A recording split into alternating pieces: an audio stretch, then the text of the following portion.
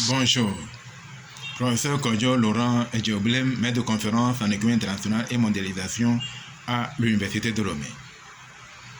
Dans cette vidéo, nous allons continuer avec les préparatifs de la manifestation.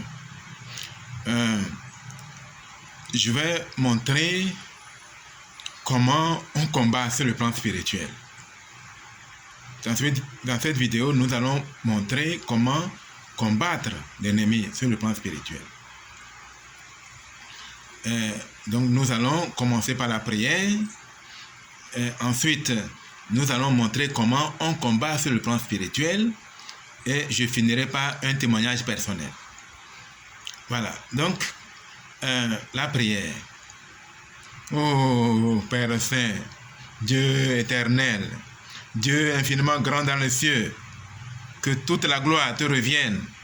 Seigneur, nous tes enfants du Togo et d'ailleurs, nous nous approchons de toi aujourd'hui pour te louer, pour te glorifier, pour te remercier pour tout ce que tu as donné si abondamment à notre pays, à notre cher pays.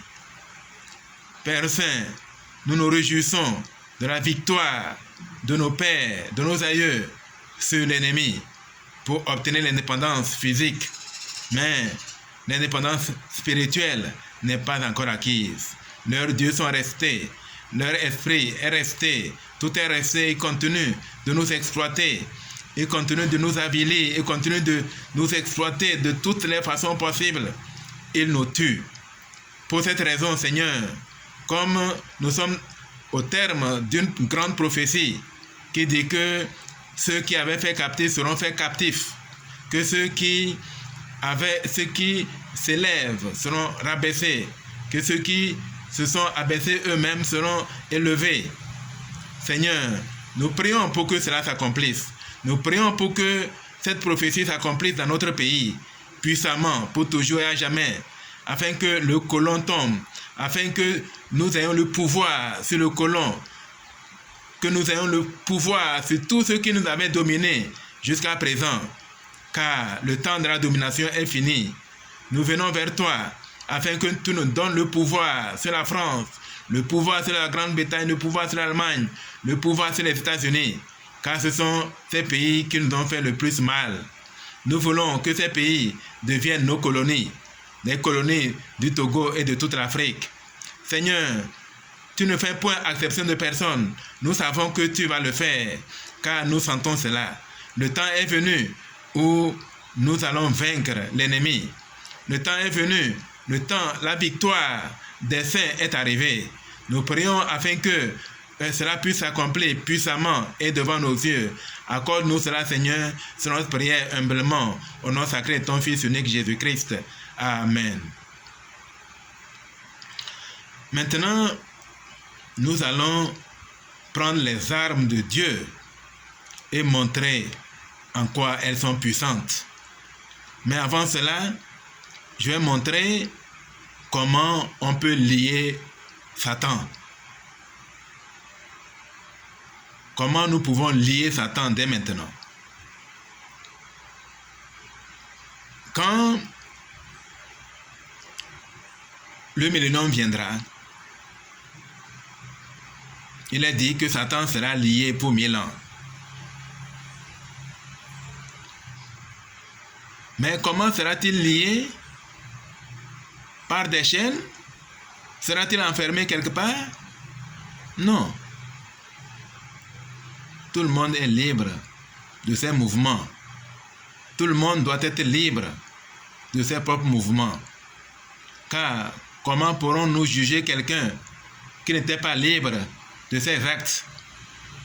Comment pouvons-nous juger quelqu'un au jugement dernier si il a été lié physiquement, s'il a été empêché d'agir?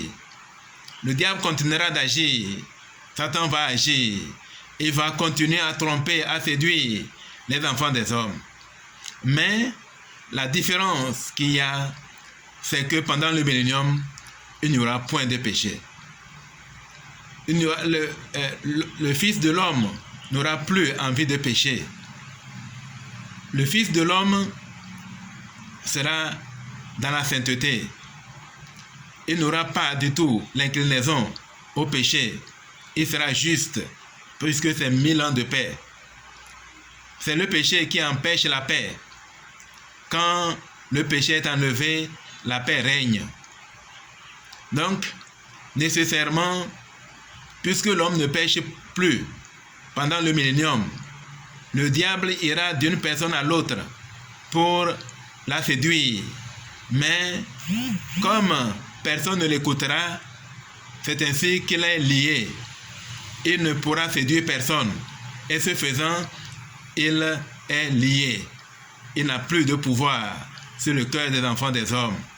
Voilà comment on lie Satan, et nous pouvons le lier dès maintenant en renonçant au péché, en renonçant à l'injustice, en renonçant à toutes ces choses qui donnent à Satan le pouvoir sur notre cœur. Souvenez-vous que quand Lucifer était rentré dans ma paroisse, sous l'aspect physique de Hitler, il distribuait son évangile aux uns et aux autres. Autrement dit, il séduisait les membres. Mais les membres n'acceptaient point son évangile. Et il fut obligé de partir. C'est ainsi qu'on peut lier Satan. Pendant le millénium, c'est ainsi qu'il sera lié. Quand les membres refusent de recevoir son évangile, quand les membres le chassent, quand les membres n'écoutent point sa parole, il est lié. Il n'a plus le pouvoir sur le cœur des hommes. Voilà ce que nous devons faire maintenant pour que Satan soit lié. Alors, qu'est-ce que nous devons faire pour lier Satan maintenant? Premièrement, comme nous le voyons dans Éphésiens 6, versets 10 à 20, il est dit, premièrement, ayez à vos reins la vérité pour ceinture.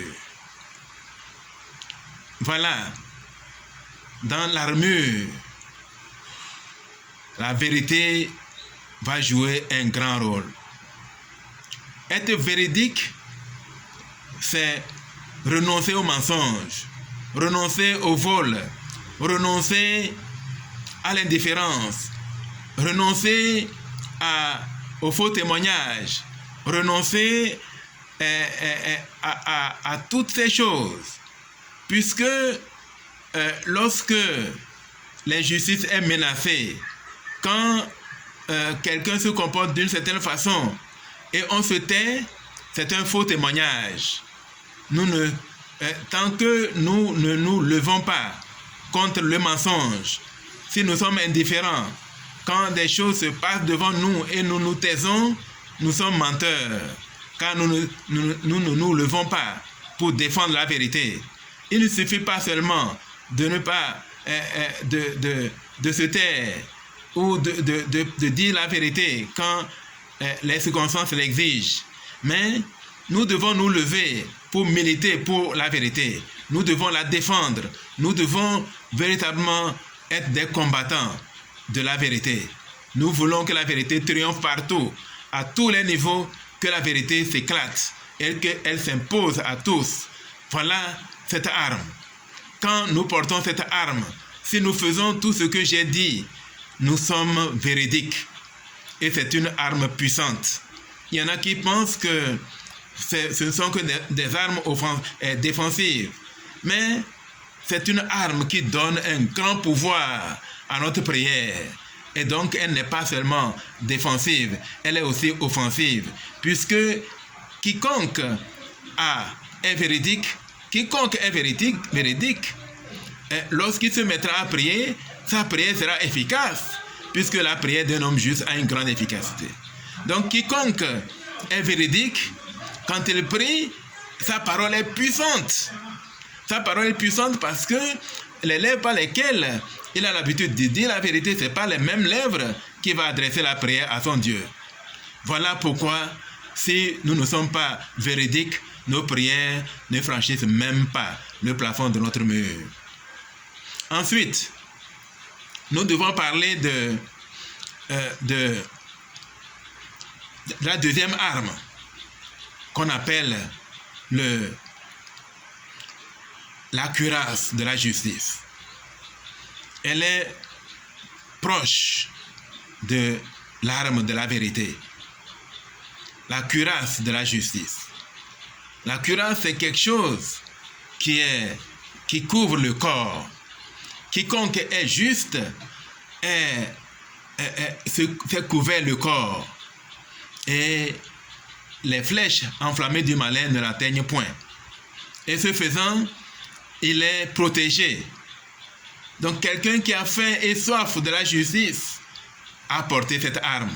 Quelqu'un qui est juste dans ses actes, dans ses pensées, dans tout ce qu'il fait, s'il est juste, s'il accomplit s'il accomplit les lois, s'il obéit aux lois de la nation, s'il obéit aux lois de Dieu, s'il exerce la foi en Dieu et en Jésus-Christ, ainsi de suite, c'est la justice. Quelqu'un qui fait ces choses, qui ne fait point exception de personne, quelqu'un qui n'est pas tribaliste, quelqu'un qui n'est pas ethniciste, quelqu'un qui n'est pas raciste, ainsi de suite, est un homme qui est juste. Et quelqu'un dans cet état, il porte cette grande arme, la cuirasse de la justice. Ensuite, la troisième arme, on dit, ayez à vos pieds, nous devons